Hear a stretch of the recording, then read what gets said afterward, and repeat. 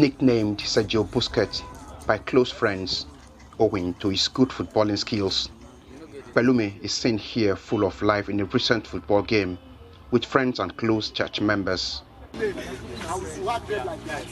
was just a chance of goal. It wasn't as if they beat you guys. Note the wristband. It is some kind of identity for him.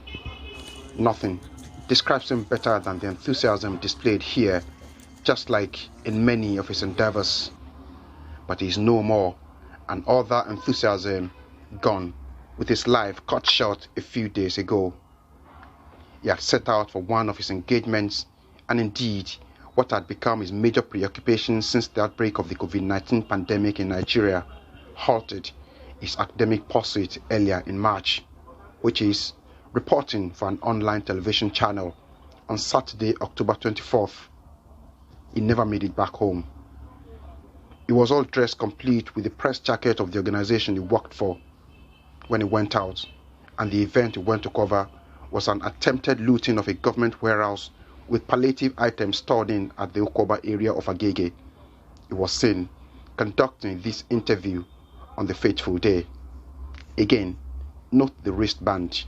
Let us go there and pick what belongs to us. We are fighting for our right. Please, people should tell them. Please, we are Sorosoke. We are tired. We are tired of this government. Then confusion set in with the arrival of some security operatives said to be members of the Lagos State Environmental and Special Offences Enforcement Unit, popularly known as the Lagos Task Force, who were brought in to restore some order. The policemen at the center were saying they needed more backup. That was why they even called the task force in the first place. But on getting to the place, the task force came with hoodlums. They were brandishing cutlasses. They came with bottle in a full sack, like 3. They started throwing bottles at everybody. Before you know it, everybody ran for their dear life. From then, the story of Pelumi's end began. Accounts vary on what exactly transpired, but one fact remains that he disappeared from that moment. Coming back again, we saw them carrying somebody. We never even knew it was Pelumi, but we just saw him with a jacket of a press. Yeah, he was just coming. They were carrying. People should leave this boy. What happened? The guy was even saying, "You people have wounded me. Now let me go and treat myself." And the boss, I think the boss came. He was telling them, "Please, one of my staff is it the one with jacket? They have released him," not knowing that the guy was still with them. I learned that they are looking for the guy left, right, and center. To no avail, until I don't know when they said they found him dead. Efforts to locate him began, and it was rigorous. It included an internet campaign. Days passed, and almost a week after his disappearance, his body was discovered at a morgue in Ikorodu, 36 kilometers north of Lagos, thus confirming his family's worst fears. By the time he was discovered, his press jacket had disappeared, and what the family thought was just a case of police brutality had taken an extrajudicial killing dimension. He was putting on a jacket. He was putting on a press jacket. He was putting on a press jacket at the time he was shot. So how come they failed to see the jacket? Or was it just one of those raids where you want to pick everybody in the scene?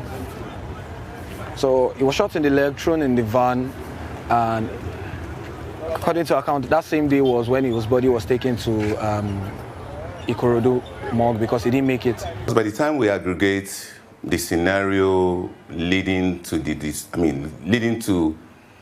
disclosure of his body, then of course we can safely come to the conclusion that the young man was actually killed. But we gathered that men of the task force in one of the series of meetings with Pelumi's relatives denied ever shooting or killing the 20-year-old, but that they only evacuated his dead body where it was lying when they were conducting an operation on that fateful day. It is their word against that of the Onifade family. The State Police Command is not willing to make any statement on the developments and will rather let the Lagos State Judicial Panel of Inquiry and Restitution for Victims of SARS and other related abuses unravel what exactly transpired, the spokesperson of the command, Muyiwa Adejobi, told us. But then, questions are being raised, including how and at what point did Pelumi die, And how did his body end up in faraway Ikorodu if he had been taken whether dead or alive from Oko Oba? Ikorodu is a distance of over 27 kilometers from the Task Force Shogunle office in Oshodi area. A petition raising more questions and with specific demands is already submitted before the Lagos SARS panel. We are demanding that the officer that shot Pelumi Onifade should be isolated among those people that visited that abattoir, Oko Oba Agege, on that fateful day, 24th day of October 2020, and that officer should be fished out for prosecution. And in the alternative, where the man is not produced, the 2IC, that is Mr. Taiwo Kerele, should be made to answer questions on what resulted to the death of Pelumi Onifade.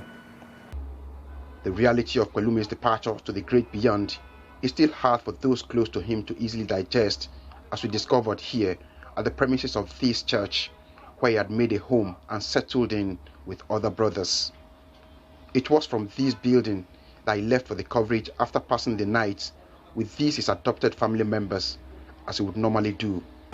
Almighty Sergio Busquets shot. Sergio Busquets. The entire neighborhood is in mourning as we gather that Pelumi, though young, had a huge influence on those around him. Getting to know the fact that I won't see him again. Pelumi was easygoing. But Pelumi was not a rough person. Pelumi didn't insult elders. Pelumi was quite tall. So one of the things a lot of people remember him by was when Pelumi ever came close to anyone that was older than him, Pelumi would bend down and greet the person, even if you're older than him by a year. That was the Pelumi I knew.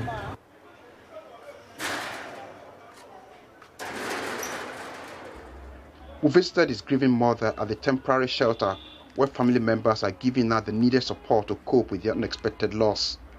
We met her clutching the picture of her darling son, whom she had labored so hard to raise along with his two younger sisters as a single parent, expecting someone to tell her that the whole story of his death is untrue. Because of this, my mom is in hospital. Because it's just terrible. Before we give the news to my mother, we carry her to Ogun State with him senior brother, because nobody can tell her, because we can lose her because of Pelumi. Her 45th birthday was on Monday, October 26th, and together with Pelumi, they had a great plan which never materialized. All the plans, hopes and aspirations have suddenly evaporated. He's the one I'm looking at. If he finish the school, he will assist me if he have work in hand to assist me about the education of my two younger ones, and to make me happy that all what I suffer, I will eat the food of my labor. The policemen didn't let me eat the food of the Pelumi labor. An online campaign, #Justice for Pelumi, went viral for days. Also, a GoFundMe campaign has been launched as some form of support for Pelumi's poor mother and younger siblings.